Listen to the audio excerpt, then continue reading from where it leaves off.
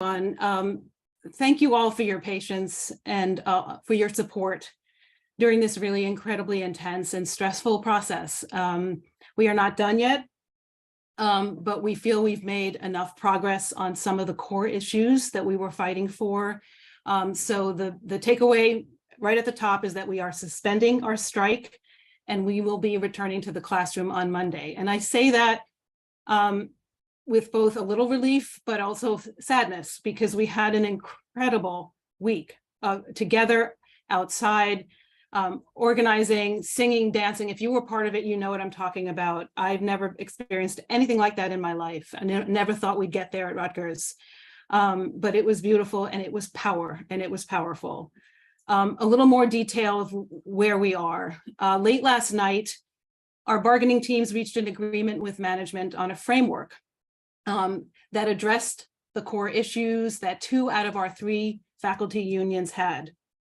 The bargaining team reached an agreement with the governor and his staff that we would take this framework, right, back to the executive boards of our unions for a vote, up or down. And if we voted it up, that would be the framework that would be locked in to what we would get in our contracts, right? And if we voted to approve this framework, we would get that in exchange for agreeing to suspend our strike, not end it, because we still have a strike authorization vote, and we still have one union, the medical faculty union, who you hear from, who has not gotten their issues negotiated. And we are standing in solidarity with them, and we are waiting to see their demands met. That's why we have a suspension and not an end. And if we don't get the rest of, we have some also outstanding issues that we still need to negotiate. So we can go back out if we need to, but we're going back to the classroom on Monday. Before we go to the bargaining committee to hear more about what we won and why we think this win is historic, I need to do some thank yous.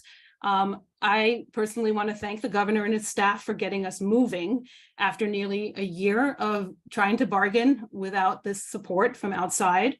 I have to thank our bargaining team who sat in a room, I mean, literally in a room for a week. Before that, of course, months, but a week at this table in the governor's office in Trenton. And who did their best to represent their members' interests, who tried to be as transparent as possible, who were democratic, who were fierce, who fought, who pushed back, and who were truly smart and responsive. I cannot thank them enough, because I was outside that table. I just visited it for one day, and I saw what it was like. I want to thank our union's legal team, who were phenomenal, and our union staff. I'm not going to call each one of you out, but you are the best organizers in the country. Their work is often invisible. We don't see it, but it made the strike possible. Full stop. Finally, I need to thank the members of our community, our union members, the surrounding community, students, all of us who participated in picketing, marching, singing, dancing. It was exhausting, but it was exhilarating and it was joyful. And again, I feel mixed, because I needed that in my life, and it was for a good cause, and it was just to see it and feel it, and then to let it go is really, really hard. 2 final points. We made history. You don't win everything. We didn't win everything we went out to get. You never do, right? But we won a lot here, and we need to acknowledge it. Adjunct faculty has never felt more support from the full-time faculty. This was a campaign, and this is historic for me to reflect on, where those in our community at Rutgers who have the most on the faculty, who get paid the highest, who have the most job security, were in this fight, not for themselves, but for those who had the least. That is really important, and we should all know that. It was amazing to watch. And because of that, we won some tremendous gains, which you'll hear about for PTLs. And second, you can organize contingent workers. We were told it was impossible. We've been doing this for 4 years. It's hard. It takes a long time, but it is possible. So anybody out there who is involved in anything in their future or present time where you're told you cannot organize contingent people who are working part-time, it is not true. You can. It's possible. We did it. So thank you, everybody. I'm going to pass it over now to Becky Given, the president of the Full-Time Grad Faculty Union, who I have nothing but the utmost respect for, and I can't imagine how tired she is right now. Becky? Thanks so much, Amy. Hi, everyone. This is a meeting where we hope we can explain where things stand and mention a few key points. This is, we will have 1,000 people. We have the media, we're live streaming to YouTube. So it's a space that doesn't work particularly well for discussion. So we're going to be rolling out a schedule of meetings and more deliberative spaces closer to home on our campuses, chapter meetings, and all of that, so that there's lots of opportunities to talk about where we are, where things stand, and what the next steps are. So with that said, I want to mention a few things. One of which is that we will be standing in solidarity with our biomedical faculty colleagues who still need to get some big wins, and so your support will be needed with them. I'm sorry, my voice is going. I'm going to try to mention a few key highlights. We'll have written materials out as soon as possible, but in our contract, some of the wins, I think Howie will talk about the adjunct faculty wins, but an increase over the life of the contract of 43.8%. For GAs and TAs, an increase over the life of the contract of 33%, ending in $40,000 a year starting in 2025. We have also won a way to get fellows into our bargaining unit with full benefits and pay. So we have some big wins there. I want to go to, we also won, I want to mention this because I'm excited about it, protection against caste-based discrimination and harassment. I'm going to pass briefly to Carla Katz, and then I think Sarah DeGeorgis and Maria Garth, and then I think Sebastian Leon will talk about some of our common good pieces. So maybe they can just pass to each other. Yeah, maybe Carla. Okay, briefly, hi everybody. Great to see a crowd again. It's I'm the vice president for the full-time non-tenure track faculty, and as an overall goal of this contract negotiations, as has been true for the last 3, we were trying to establish real job security, because non-tenure track faculty exist contract to contract, and the contracts are short. So in this agreement, we won something that is both a radical improvement. It is tenure-like, and it's called presumptively renewable contracts. I don't believe that there is a university in the United States that has the degree of job security that our non-tenure tracks will have going forward. And very briefly, we also achieved longer contracts sooner. So after, on your 3rd appointment, it's a minimum of 3-year contracts. Your next one, 4-year, your next one, 5 years, and presumptively renewable. And, that gives us both the job security, but also the academic freedom to do our jobs as teaching or as librarians or in all of the non-grant funded titles. And it's a blow to adjunctification and contingency, which, along with the fabulous work that was done by the PTL leadership and membership, we've really struck a blow against contingency moving forward. And I'm incredibly proud of that. And also, very briefly, the flat dollar raise in the first year means for non-tenure track who are paid significantly less, an 8% raise in the minimum salary. And for the average NTT, that raise will be 6% rather than 3.75.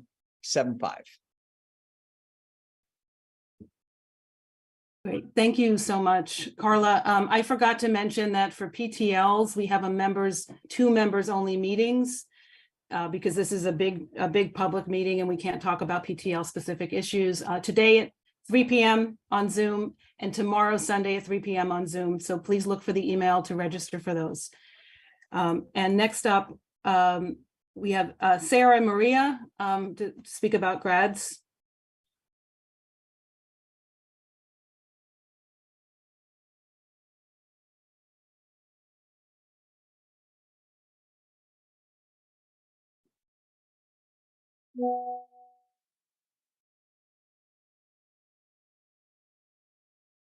Hi, everyone. Sorry, I was muted. My name is Sarah DeGeorgis. I am a grad worker in the Department of Public Policy and Administration at Rutgers Camden. I am also the co-vice chair of our union's bargaining committee along with Carla Katz.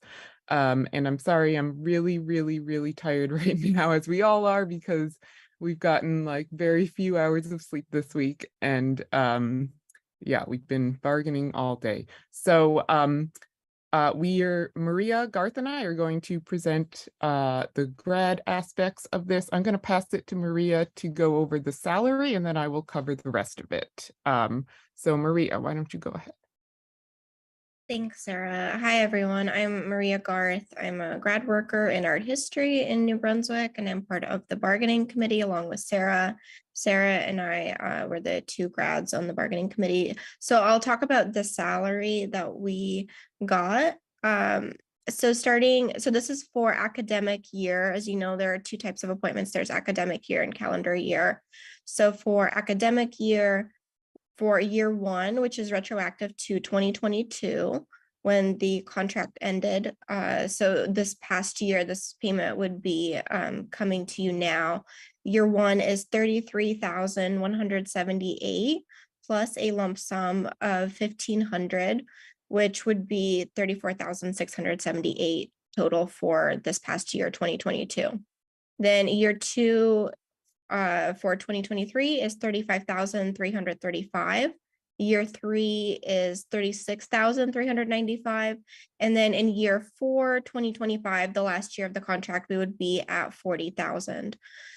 So I do want to acknowledge that this is short of a living wage, and I know that there is dissatisfaction about that. Grads do deserve to be paid more, but this is an improvement on what we have now. Okay, thank you so much, Sarah and Maria. And next, can we go to, I lost my Hang on. here. Sarah, Sebastian? Sorry. I didn't. Oh, you're not done? Sorry. Can I? Yeah, go ahead, Amy, Sarah. I'm going to do the rest. Sorry. Thank you, Maria. So yes, besides salary, we won some other important things for grads. Importantly, we won fellows recognition. We have been working on this for a really long time. So now we have a process to get graduate fellows represented by our union, which means they would have health insurance and a bump in their salaries up to the TA and GA contract minimum, which is really exciting. And then we have a lot of other grad demands that are still very important to us and that are still open that I'm just going to run through very quickly so people understand that these are still open. That is the guaranteed 5 years of funding. Right now, we do have that in language that begins a little bit late, but we would like it earlier. We have the COVID extensions are still on the table. And importantly, we have a $5,000 subsidy for graduate workers who are parents for childcare. So those are some of our very important grad demands that are still on the table. Thank you. Great. Thanks, Sarah. Thanks, Maria. Next we go to Sebastian to speak about, is it postdocs? Oh, no, is it postdocs that you're, Sebastian? Hi, thank you, Amy. Thank you, everyone. So, hi, everyone. My name is Sebastian. I'm here to provide a brief update and some context on the bargaining for the common good demand, Sorry. or BCG. First and foremost, an enormous thank you to our coalition, especially the efforts of our partners, New Labor, Cosecha, Rutgers One, and really a overwhelming swath of undergraduate and graduate leaders who really brought these BCG or common good demands to life. I'm happy to report that while what we were able to secure currently is far from perfect, far from ideal, far from the vision that many of us were thinking through together, it is a critical step forward, an enormous gain, an enormous change in precedent for what the scope of bargaining can entail.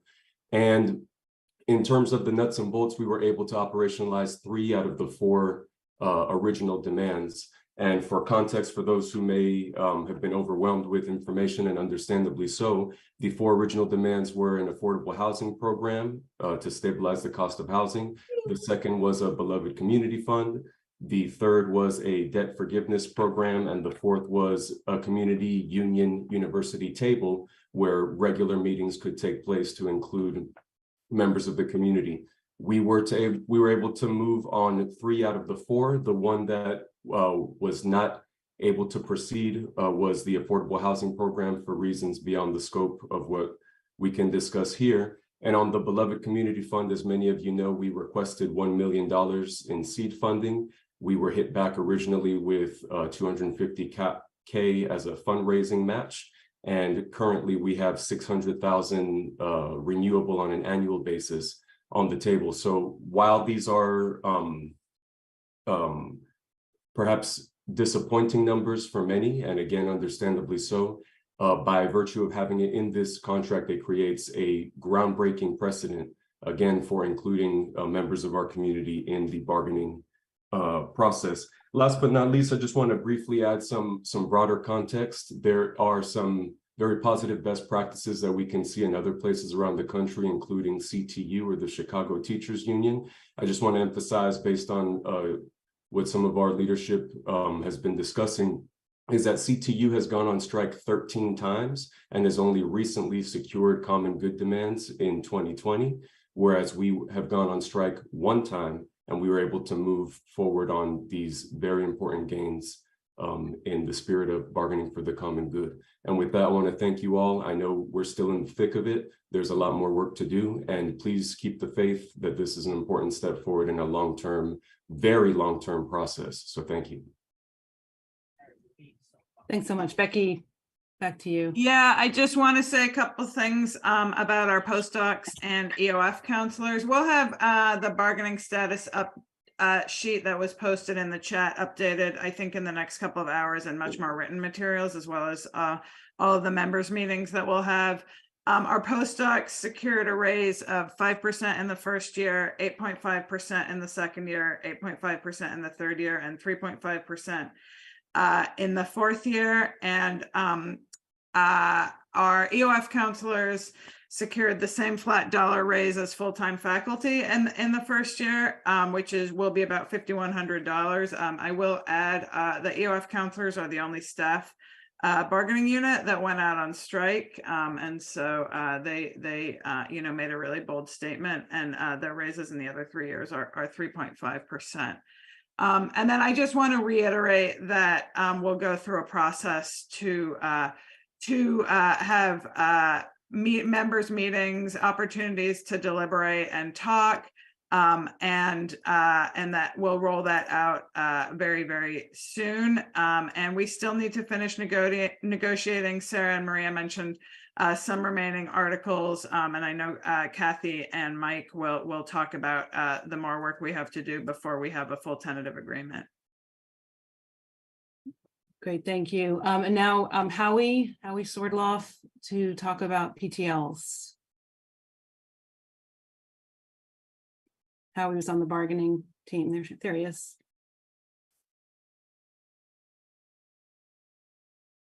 Oh, you have to unmute. Okay, thank you. Good morning, everyone. Here we are after 5 days of marathon bargaining, and I'm going to give you some granular details. because I know that many of the adjuncts out there would like to know exactly what we won. I'll try to be quick though.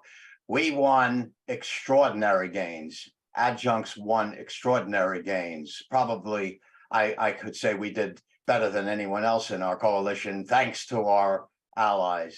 The NTTs and the tenure track people, the grads, the postdocs, the EOF counselors, the biomedical faculty, and of course, the amazing show of power and joy in the streets. I'll go through some of the details. So in the first year of this contract, and this is retroactive to last July 1st, we're going to be getting some big checks, adjuncts. The new rate is $7,530 for a 3-credit course. That's $7,530 compared to the current rate of $57.99. That's nearly 30% increase in year 1 alone. And as I said, it's retroactive. In year 2, $77.88. In year 3, $80.55. In year 4, $83.31. It's $8,331. This is the minimum base salary. Many of us who are at higher ranks, and there'll be more and more of us at higher ranks due to the gains we've made in the advancement situation, which I'll describe in a minute. So that's a 44% increase over the contract life. Really, I hate to use the word unprecedented, but that's the word that comes to mind. So we as adjuncts know that in the last contract when we won PTL2 and PTL3, many of us found we didn't have courses because we were now more expensive than we were earlier. So we know that pay increases are meaningless without job security, and job security was one of our core demands. For the very first time in the history of Rutgers, we now have a measure of job security. We have 1-year appointments for hundreds of adjuncts, and even 2-year appointments for long-serving adjuncts. This is now it's real, and it's also a ladder for the future. We've never had this before. I'm going to go real quick through this, if it's okay, to spend a couple more minutes here. So any adjunct that teaches 12 credits or more in the previous 2 academic years. So that's a typical course load of 6 and 6, 6 in the fall, 6 in the spring, right? But it includes summer sessions. That was a big gain as well. And it also includes the time served as an NTT, which is also huge, since many of us are NTTs for a period of time and then become PTLs and then go back to NTTs, and we lose all our seniority whenever we do that. So for the very first time, that's going to count towards our seniority. These people will be entitled, this is a case I'm in, of course, I teach 2 and 2, and I have for the last dozen years. I will be guaranteed a 1-year appointment for at least as many credits as I taught in the previous calendar year. That's incredible. Also, anyone that reaches a level of 2, 3, 4, or 5 who has taught 2 courses in the previous year will also be eligible for a 1-year appointment with the same conditions for at least as many courses as they taught, if that's what they want. And then for the very first time, as I said, adjuncts who've taught for the 12 consecutive academic years, it's about 100 of us, I believe, shall receive an appointment letter for 4 semesters or 2 years. Really, really super. We're really, really proud of what we managed to accomplish there. And finally, it'll be the ability to rise in the ranks from 1. Oh, there are now 5 ranks, by the way, not 3. So 1, 2, 3, 4, 5. The ability to rise in the ranks will be faster. There's going to be a credit alternative, not just semesters, but the number of semesters has been reduced from the current 12 to 10. So that will bring in more people, give more people the ability to rise in the ranks. And that's another big gain for us. And just 2 more things. There's so many improvements. I can't even begin to to go through them with you, but one more, we won binding arbitration for the very first time. Adjuncts will have binding arbitration for grievances. That's really quite a breakthrough. And also, of course, increased money for professional development. I hope everybody will take advantage of that. So I'll stop because we have a lot of stuff to go through, but we're really, really excited and elated. So all power to the people. Thanks, Howie. And just reiterating that we have a members only meeting today on Zoom at 3 and tomorrow on Zoom at 3. There's a lot in this contract. We did not win healthcare. We are not done fighting. We are fighting for healthcare. We just couldn't get it in this framework. So we understand that that's one of our 3 demands. So we didn't win everything, and that's not acceptable. We're going to keep fighting for that. So just have to say that. So now I'm turning to Mike and Kathy to talk about the medical faculty and where they are. I'll speak first. I have to say thank you to the RBHS people. I never would have believed that so many of our members would have gone on the line with all of you. And I really give them a lot of kudos for on their, we have to see patients, but on their free time, they were out there with you all. And it was really something. It's very different from anything we've seen before. Unfortunately, we didn't have as much luck as all you, and I thank all of AFT for supporting us and for saying that, they will continue to stand with us and help us to push for our issues. Part of the problem is we don't negotiate with the same people as you. We negotiate with RBHS, Dr. Strom and his team. And so they are not really bargaining in good faith. For instance, we wanted to try to get a minimum base pay against our specialties. It varies of the 37.5 percentile. They were at 32, we countered 35, and they counted 33. That's not bargaining in good faith. Unbelievably, they won't give doctors, researchers, healthcare professionals parental leave. I mean, how they did offer to give us parental leave and take away much of our sick time. That is an insult to doctors who were on the line in COVID. Multiple times they got sick and had to stay out. And to say that we're going to take away sick time when we know that what can happen from the last pandemic and the pandemic that's not really over was just, I think, terribly insulting. And we still have to fight for family leave. That is a human right for all. You have it, we want it. And we want to be in your contract with that. We're one unit, we should have that. Just quickly, one of our biggest issues is protected academic time. We are not working in private sectors. We are working in an academic center, and they will not guarantee time for our academic endeavors. How are we supposed to teach the next generation of doctors, researchers, healthcare professionals without any protected academic time? This is a really important issue to all of us.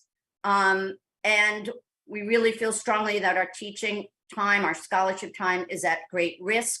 We did not get longer term contracts for our assistant professors. We dropped all our other longer term contract requests, but we want our newer members, our assistant professors who are on 1-year contracts for the life of their time at Rutgers to have, after 9 years, 2-year contract. That seems like a very minor ask, and we could not get that either. So we're going to have to keep up pressure on the RBHS administration.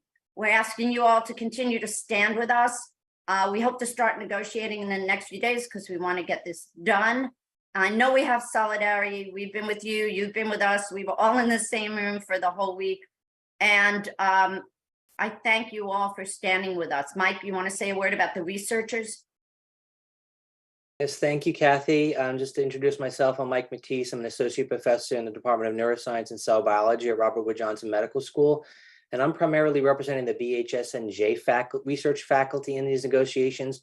But to be honest, some of the issues we're bargaining for also apply to some AFT members that are our RBHS unit members as well. So nursing and pharmacy faculty in particular. So I just want to, I'm here to give a brief update on where we are on some of these research issues. But actually, before I do that, I want to really just say what a great honor it's been to be in the same room with our AFT colleagues, representatives from your different units in Trenton this past week. All of their passion, their advocacy, and dedication is really inspiring. It's inspiring to me. It should be inspiring to you. And you guys should all be super proud of their efforts. They're amazing, amazing people. We've also been super energized by all of your amazing protest actions this past week, culminating yesterday in Trenton, which was just simply incredible. I think everybody's getting the message. Unfortunately, you heard that we're nowhere near done on a lot of critical issues. So we all need to be prepared really to take whatever actions are needed going forward to ensure that we all ultimately close out a fair and equitable contract for all of us. And I want to stress something as a reminder, we're here to bargain for one contract whose ratification requires the endorsement of all Rutgers Union members, including us from RBHS. So that's what we're all doing here together. So once again, really want to have a shout out to all of our colleagues who have shown such wonderful support for us.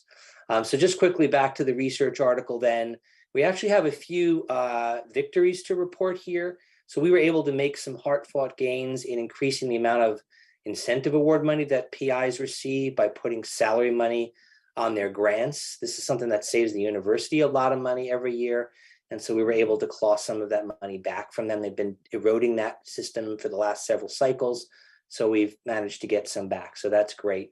We were also able to get some assurances, high-level assurances from staffers in the governor's office that we're going to move forward on fringe rate mitigation and that it will continue to receive the same attention it deserves.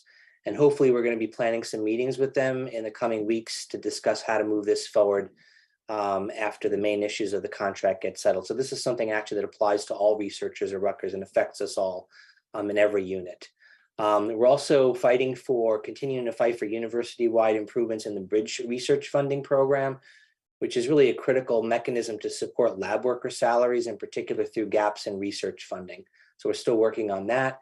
We're also, just like everyone else here, we're fighting for some of the basic rights that we all have, such as paid family leave and detenuring protection that's equivalent to our Rutgers AFT colleagues. And we think we deserve that as well. And I think, we have a slightly different issue in our unit. We're actually bargaining really mostly with the RBHS administration. And so it'll be important in these coming weeks really to convey the message that we really won Rutgers and that all the faculty members here deserve the same fair policies and treatments, and then they can't view us as second-class citizens or divide and conquer us as they have been so successful at doing in the past. So once again, thank you all for your solidarity, and it's wonderful to see so many people here. Thank you so much, Mike. And again, this is a public forum. We have members meetings that we're scheduling. The PTLs will have one today at 3 o'clock and tomorrow at 3 o'clock on Zoom. So we just sent out an email about that.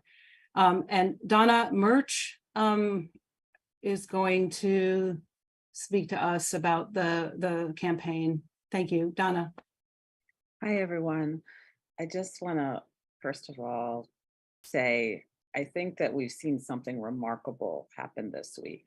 The scale of mobilization with thousands and thousands of people, undergraduates, grad workers, postdocs, EOF counselors, non-tenure track lecturers, tenured stream faculty, and many, many more. So just seeing what it looks like to try to think of a vision of intersectional organizing where we take seriously the real world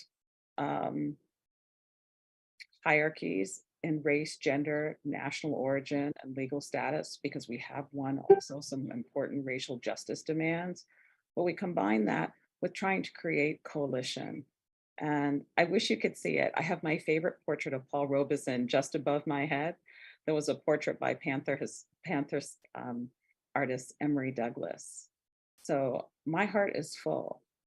But I also want to say that this is an unfinished struggle, that I think the point that Sebastian made about the Chicago Teachers Union. So they had their first strike in 2012, and they've had 4 since, and they didn't win their core bargaining for the common good demands until 2020. So a strike is a powerful tactic. It is workers most powerful tactic, but it is also not a magic wand, and it can't be won in a single contract.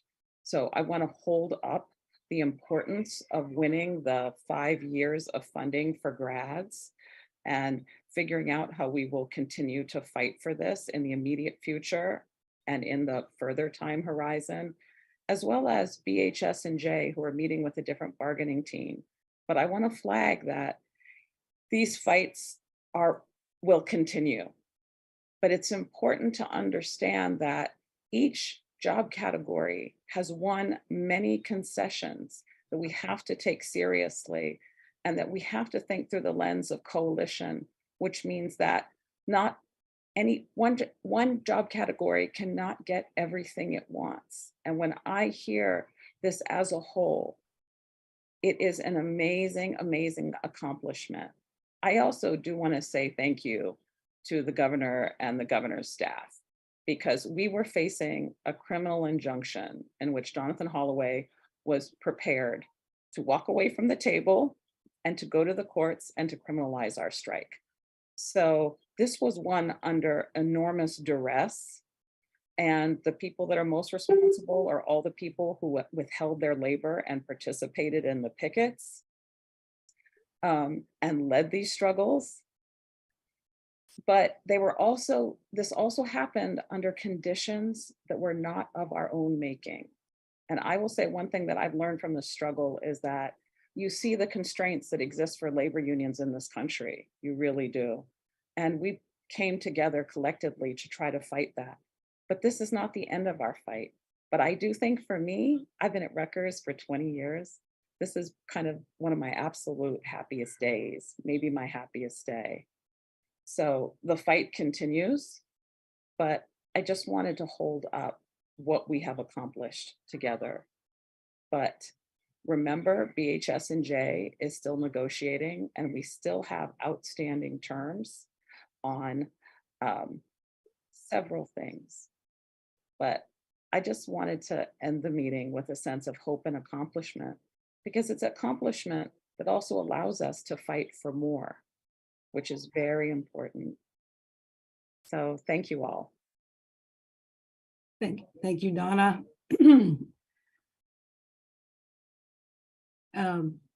So we are going to direct our members to our meetings where we can talk about this because we still have a lot of things to still fight for this week and get done and stand in solidarity with medical faculty. And I'm sorry, I'm going to give a shout out to Becky Given. I appreciate her leadership more than I can say, more than I have words for. I've never worked with somebody with as much integrity as she has. So I'm going to like to end the meeting with that, if that's okay. My prerogative. Okay, bye everybody.